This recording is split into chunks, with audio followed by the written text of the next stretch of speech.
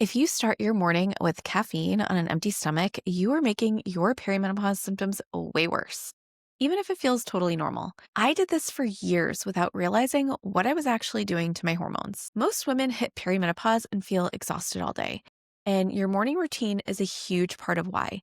You're about to learn some simple steps that I teach my midlife clients to steady their energy, calm their cortisol, and make mornings feel way less chaotic. None of this requires waking up earlier or doing some 10-step wellness routine that takes an hour. These are tiny swaps that actually help you in real life that you can do in a very realistic time frame. And we're starting with the one thing that makes the biggest difference, rehydrating first thing. Here's something it sounds way too simple to matter, but it changed how I felt every single morning. The first thing when I wake up now, I drink water, not coffee, not anything else, but water. Because most midlife moms start their mornings dehydrated and they don't even realize it. We're thinking that that sluggish, foggy feeling is just how mornings are supposed to feel. But you just went 7, 8, maybe 9 hours if you're really lucky without any water. And what happens when you rehydrate first thing, your natural cortisol curve, instead of fighting against it, because it's going to start kickstarting your digestion so that everything works better throughout the day. It reduces that brain fog that makes you feel like you're thinking through molasses, and it actually boosts your morning energy naturally before you even need caffeine. And it decreases those random cravings that hit later because your body isn't confusing thirst for hunger. A lot of nights I will put a big glass of water by my bed in the morning so that when I wake up, I go ahead and I start drinking my 10 plus ounces while I'm waking up, changing my clothes. And when I go downstairs, maybe I'll add a pinch of Celtic sea salt or a squeeze of lemon. But most days I just start with water because it's not about forcing you to chug water. It's about giving your body what it's been missing all night. Because within 10 minutes, I start feeling a difference. My brain is starting to feel clearer and my energy is more stable. And I'm not already starting the day feeling gross. Here's the thing. Your body is 60% water. So when you're even slightly dehydrated, everything works harder. Your hormones and your digestion and your mood, everything. So once you're rehydrated, then you can handle step 2, which is eat your protein before you have coffee. Okay, you might not like this one, but it's a game changer. Eat protein before you have caffeine. I used to think that coffee was breakfast. I would roll out of bed, I'd go downstairs, I'd go straight to the coffee, and maybe I'd grab something later if I remembered, but coffee always came first. Usually, mostly with a big splash of creamer and less coffee. But here's what I learned. When you drink caffeine on an empty stomach, you're setting yourself up for hormone chaos because your cortisol is naturally at your highest point when you wake up, which is good. It's normal and healthy. But when you add caffeine without any food, you're spiking your cortisol even higher. And in perimenopause, when your hormones are already more sensitive, it actually can increase anxiety and make you feel jittery and set you up for that afternoon crash that you hate. Plus, caffeine on an empty stomach can actually raise your blood sugar by 20 to 30% and then drop it just as fast. So it might be why you feel energized for an hour and then you need more coffee and then you feel shaky and hungry. So you want to focus on getting in your breakfast before you have your coffee.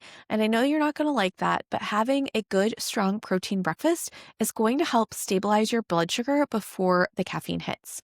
Look, I'm not saying don't drink coffee, but I'm saying to make this work with your hormones, you want to have this tiny shift of having your protein before your coffee. You're still going to get your energy boost, but without the crash and jitters. So once you've got hydration and protein down, step 3 is where things get really interesting. Getting light within the first hour. Here is something I wish I had known years ago. The light you get the first hour you're awake literally programs how you feel for the rest of the day. I used to just come downstairs, go grab my coffee, just sit, right? But then I learned something that truly blew my mind. Within the first 30 to 60 minutes of waking up, your brain is looking for a light signal to set your hormone rhythm for the day. If it doesn't get that signal, then everything else can get thrown off. So here's what happens when you get bright light early.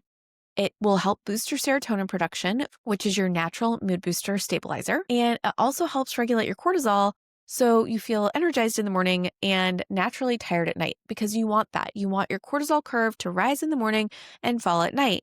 So this helps reinforce your circadian rhythm, which controls everything from your sleep to your digestion to your hormone production. And studies show that getting 10 minutes of bright light within the first hour can actually improve your mood and your energy and your sleep quality that same night. So, in perimenopause, when your circadian rhythm is already disrupted because of your hormones, this really becomes even more important. Look, I'm not talking about anything complicated, okay?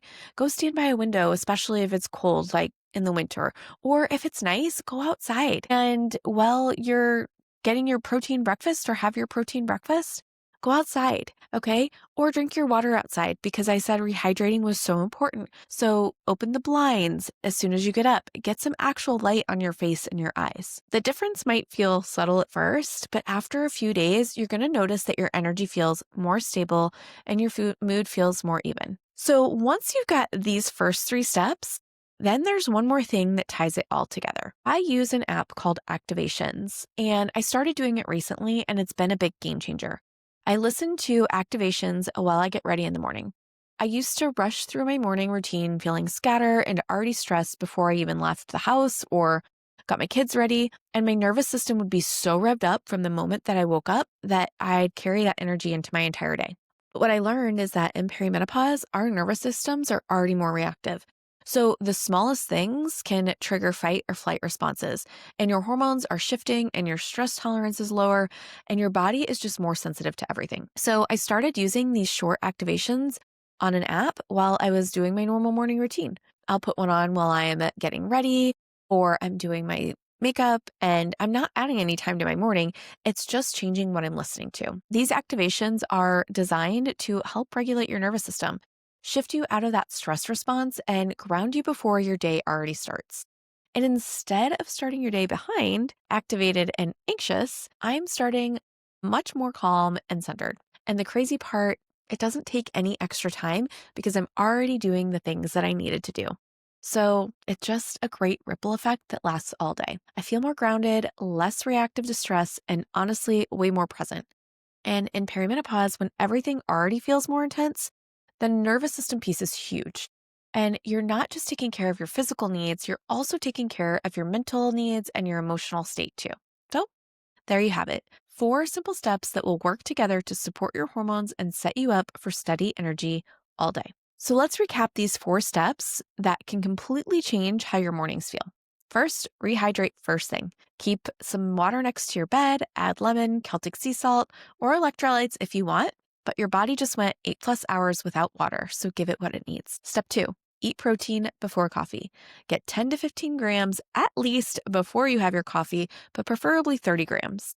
Greek yogurt, hard-boiled eggs, turkey sausage, whatever works for you. Step 3, get light within your first hour. Step outside, stand by a window, open those blinds. Just 10 minutes of bright light will set your hormone rhythm for the entire day. Step 4, listen to an activations app while you're getting ready. Regulate your nervous system while you're doing your normal routine. No extra time, just a better mental state.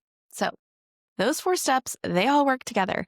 And you're not just throwing random wellness tips at the wall. You're supporting your hormones in a way that actually makes sense for perimenopause. And if you want this to feel even easier, especially the food part, grab my 5-day guide because it's going to show you exactly what to eat in perimenopause so you can stop guessing and already feel steady again. The link is in the description. Your mornings don't have to feel chaotic, and these tiny shifts can make a huge difference in how you feel all day long.